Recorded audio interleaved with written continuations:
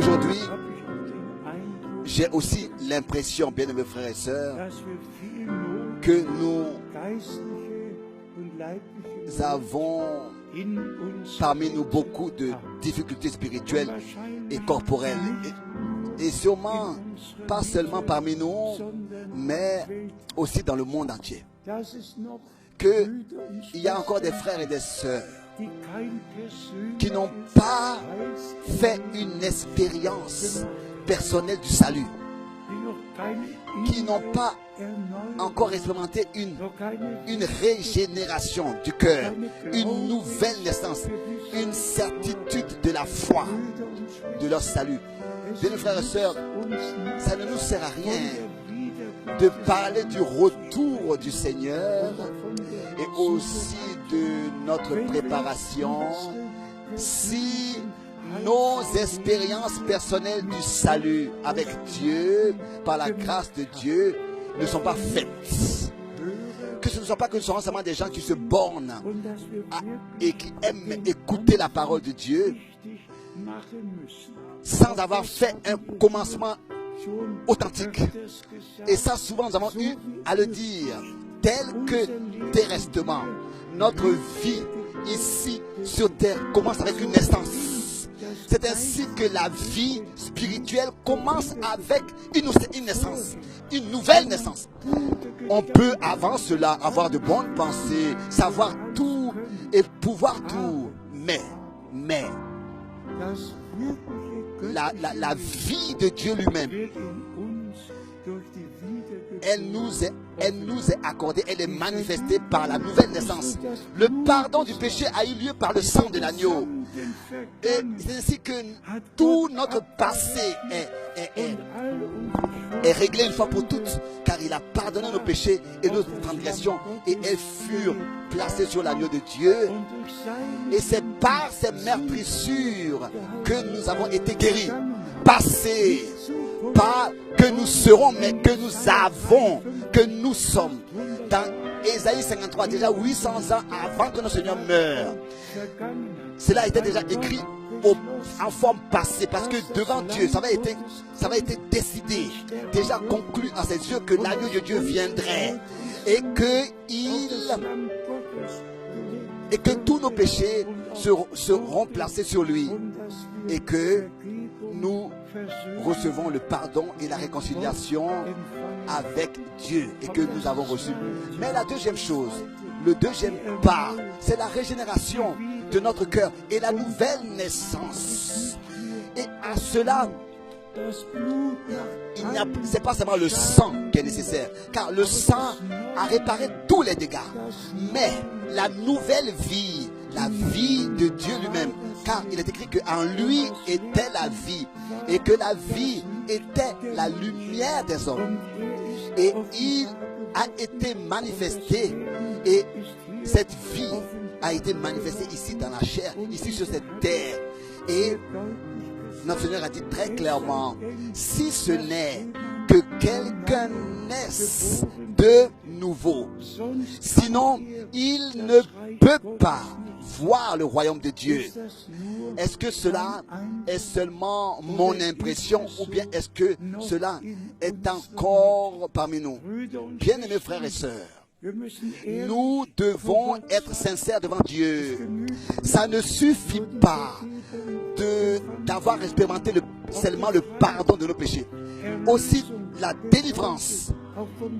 La délivrance, être délivré des liens du diable, d'être délivré de toutes sortes de liens.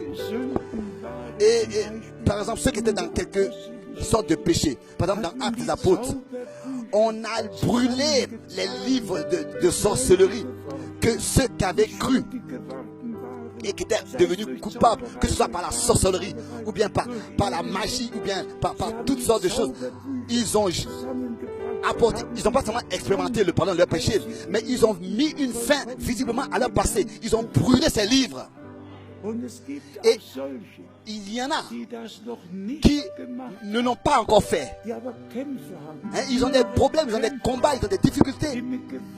Et ils restent encore liés à certaines choses. Et ils n'en finissent plus.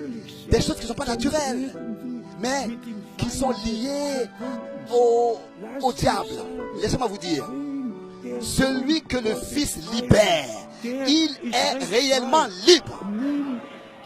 Accepte cette délivrance intérieure. Accepte la rédemption accomplie par le sang de l'agneau. Accepte la délivrance que le Seigneur, par sa grâce, nous a accordée. Et si maintenant je demande combien sont parmi nous qui ont un problème spirituel, un combat spirituel, parfois même qui se tiennent sous l'impression qu'il y a des choses qui se passent dans ma vie qui ne sont pas normales, que ce n'est pas normal ce qui m'arrive. Bien, mes frères et sœurs, confesse ça au Seigneur. Et dans la foi, déliez-vous de ces choses. Et là, la parole est adéquate. Ce que vous déliez sur terre sera aussi délié au ciel. Que tous ceux qui sont liés, ça n'a pas d'importance de quelle manière et avec quoi, qu'ils soient déliés. Et si vous-même, vous ne pouvez pas expérimenter ce réveil, venez après la réunion pour qu'on puisse prier pour vous. Nous ne sommes pas seulement ici pour tenir une prédication sur le retour du Christ et de ce que nous avons été ramenés à Dieu.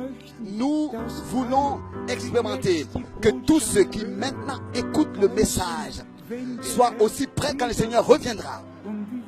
Et comme souvent nous avons eu à le dire, Paul voulait présenter au Seigneur une vierge pure. Et tous, vous savez, purifiée par le bain de la parole. Et on doit avoir tous les versets qui traitent ce sujet. Et vous savez, ce dont nous avons encore besoin, c'est de cette expérience personnelle du salut avec notre Dieu, que sincèrement vous pouviez confesser: je suis libre, je suis libre. Christ m'a accordé la vie, sa vie. Je suis libre, je suis libre. Ou bien alors je suis affranchi. Combien, si je demandais, combien ont encore à se demander avec leur pensée: est-ce que mes péchés sont vraiment pardonnés? S'il vous plaît, acceptez cela de tout votre cœur aujourd'hui. Aussi certain que notre Seigneur et Rédempteur sur la croix à Golgotha mourut, c'est aussi certain que tes péchés et que mes péchés et que nos péchés ont été pardonnés. Et c'est peut-être raison que notre Seigneur a pu aussi dire: si vous pardonnez les péchés, ils seront pardonnés. Et celui qui croit, on peut, à la prédication du pardon des péchés, on peut alors lui dire: tes péchés sont pardonnés. Tes péchés sont pardonnés. Celui qui ne croit pas à la prédication du pardon des péchés, on doit malheureusement lui dire: si tu ne crois pas, alors tes péchés te demeurent. Et tu vas devoir mourir dans tes péchés.